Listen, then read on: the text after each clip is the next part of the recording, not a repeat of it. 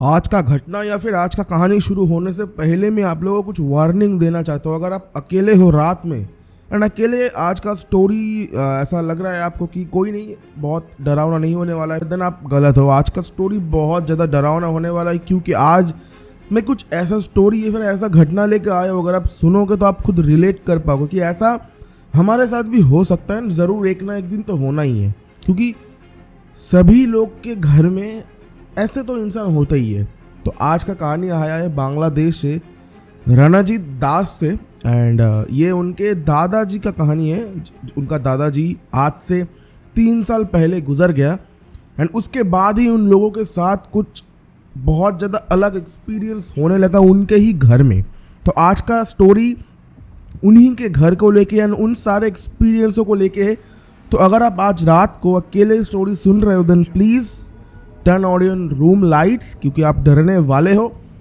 अगर फिर भी आपको यकीन नहीं है देन आप अंधेरा करके सुन सकते हो, पर आई एम गारंटिंग यू कि स्टोरी के बीच में अगर आप ये स्टोरी एंड तक सुनते हो देन गूज बम्स तो आएगा ही, उसके साथ साथ उठ के घर का लाइट ऑन करोगे।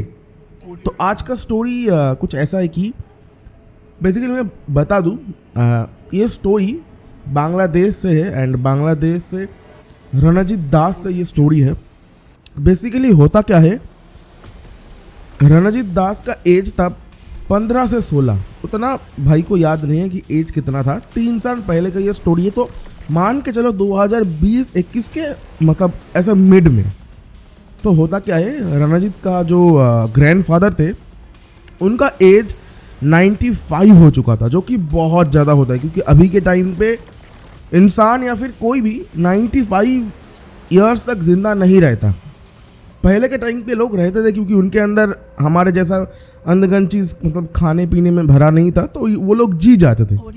तो बेसिकली ये जो कहानी है बांग्लादेश से है एंड उनके दादाजी गुजर जाने के बाद उनके साथ बहुत ज़्यादा डरावना एक्सपीरियंस होने लगा। तो एक दिन होता क्या है, सुबह को जब रणजीत उठता है तो रणजीत घर में थोड़ा हलचल सुनता है। रणजीत को सुनाई देता है कि घर में लोग थोड़ा तेज तेज बात कर रहा है एंड पापा फ़ोन पे है, मम्मी किसी को फ़ोन कर रही है। तो जब रणजीत उठता है तो मम्मी दौड़ के आती है रणजीत के पास एंड बोलता है कि तेरा दादाजी का ना बहुत तबीयत ख़राब हो गया, अभी उन्हें हॉस्पिटल ले जाना पड़ेगा, वरना शायद हम बचा नहीं पाएंगे। तो रणजीत तब नींद से उठा था, मतलब रणजीत के दिमाग में वो सब चीज़ प्रोसेस ही नहीं हो पा रहा था। उसके बाद रणजीत गया दौड़ के दादाजी के कमरे में। इतने में ही रणजीत ने देखा कि दादाजी के मुंह से झांक आ चुका है। तो फिर रणजीत ने चीख के मम्मी को बुलाया कि मम्मी इधर आओ। तो मम्मी आई, आंटी जी आए। आंटी जी को देख के ही पता लग गया कि अब हॉस्पिटल ले जाने का कोई फ़ायदा नहीं है, क्योंकि जो होना था हो चुका है। तो रणजीत ने रणजीत के पापा को भी बुलाया एंड वो लोग भी समझ गए कि ठीक है, अब जो होना था वो हो गया। फिर भी डेथ सर्टिफिकेट लगता है अगर आप शमशान में जाओगे तो दाह करने बॉडी को। तो फिर एक डॉक्टर को बुलाया। डॉक्टर को बुलाने के बाद सारा कुछ चीज़ मतलब डॉक्टर ने कहा कि ठीक है मैं लिख के दे रहा हूँ। वैसे अगर हॉस्पिटल में एडमिट करते तो 3-4 घंटे के अंदर छोड़ता नहीं था।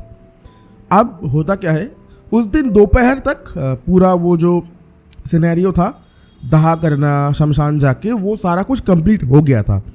एंड रणजीत के मम्मी पापा घर पे आके वो लोग यही बात कर रहे थे कि देखो इंसान जाए हुए सिर्फ कितना टाइम हुआ है, कल दोपहर को भी वो हमारे साथ खाना खा रहे थे, अभी हमारे साथ नहीं है। जैसा एक नॉर्मल फैमिली में नॉर्मल कन्वर्सेशन होता है, वैसा ही सेम चीज़ रणजीत के फैमिली के साथ भी हो रहा था, या फिर वो लोग यही सब डिस्कस कर रहे थे।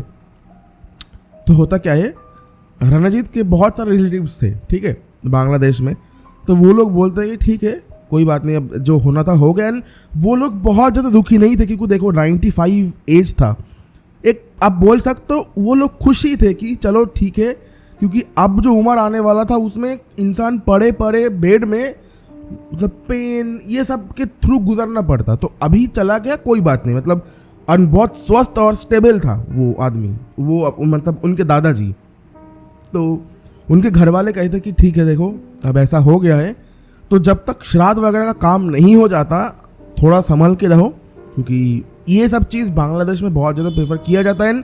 सिर्फ बांग्लादेश में नहीं, हमारे सनातन धर्म में बहुत ज़्यादा ये प्रेफरेंस दिया जाता है कि अगर किसी इंसान का देह सत्कार के बाद श्राद्ध नहीं हुआ तब तक उसकी भटकती आत्मा घूमती रहती है। ये हमारे सनातन धर्म में रहता ही है। तो सेम चीज़ उन्होंने कहा, तो उन्होंने बोला ठीक है कोई बात नहीं।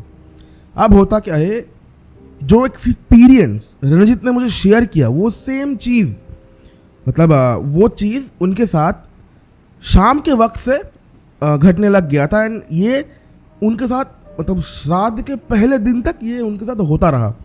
तो फर्स्ट जो एक्सपीरियंस रणजीत के मम्मी ने खुद किया कि रणजीत के दादाजी एकदम उनके मतलब देखो मैं आपको पहले डिस्क्रिप्शन दूँ। बांग्लादेश में आंगन होता है जिसको उठोन बोलते बंगाली में, वहाँ पे रणजीत के दादाजी बैठ के दोपहर के वक्त तेल लगाते थे। नारियल का जो तेल होता है ना, सिर में तेल लगाते थे, उसके बाद नहाने जाते थे। रणजीत के मम्मी ने जब तब उधर से आ रहे थे, मैं फिर से बता दूं आपको, गांव में मुझे उसके बारे में पता नहीं, जो इतना स्टिक्स रहता है जो मेनली पाट से बनता है। बंगाली में देखो पाट काठी बोलते हैं, ठीक है। मतलब वो सारा झोप रखा हुआ था। उसके बाद जहाँ पे गाय रहता है वो भी था, उसके बीच से रास्ता था, मतलब बहुत पतला करके, जो कि रणजीत के घर तक था। मतलब आंगन से वो छोटा सा रास्ता कनेक्टेड है। तो रणजीत की मम्मी वहाँ से आ रही है एंड रणजीत के मम्मी ने देखा कि रणजीत का ग्रैंडफादर यानी कि दादाजी वहाँ पे बैठ के, लिटरली वहाँ पे बैठ के अपने सिर पे तेल दे रही है। एट अ ग्लैंस रणजीत के मम्मी को ये नॉक हुआ ही नहीं कि ये तो नहीं रहा, मतलब दादाजी तो गुजर गए। जब उनको ये बात स्ट्राइक किया, जैसे ही मुड़ा तो रणजीत की मम्मी ने देखा कि वो मतलब रणजीत के दादाजी रणजीत की मम्मी की तरफ देख के अजीब वो स्माइल दे के, मतलब स्माइल दे रहा है। एंड रणजीत की मम्मी चिल्ला के गिर गई वहाँ पे। रणजीत के पापा जो भी रिलेटिव्स थे उनके घर में दौड़ के आए वो आंगन में, उठा के लेके गया। जब रणजीत की मम्मी को होश आया तो पूछा कि मम्मी जी आप चिल्ला के गिर क्यों गए, क्या हुआ? तो बोला मैंने दादाजी को देखा। अब हम लोग कह रहे कि नहीं ऐसा कुछ नहीं हो सकता, देखो आप दादाजी से बहुत ज़्यादा प्यार करते थे इसलिए शायद आपको दिख रहा होगा, ऐसा कुछ नहीं है मम्मी प्लीज़ ये सब मत सोचो, खामा का डराओ मत।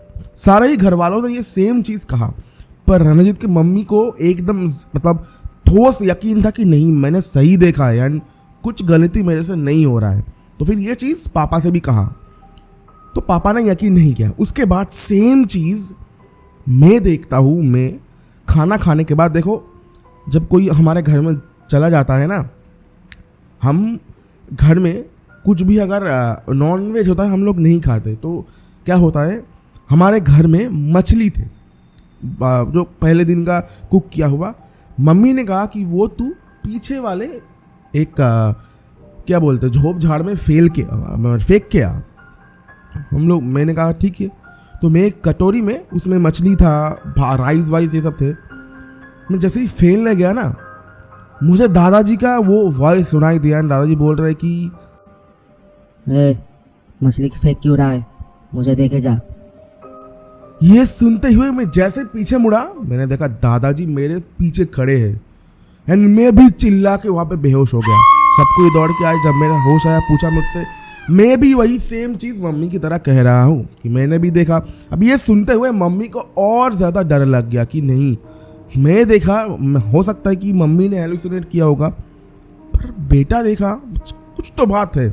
मम्मी ने मैंने पापा को कहा कि पापा कुछ गलत हो रहा है, ये सही नहीं है, मैंने खुद आंखों से देखा, मैं कुछ गलत नहीं कह रहा हूँ।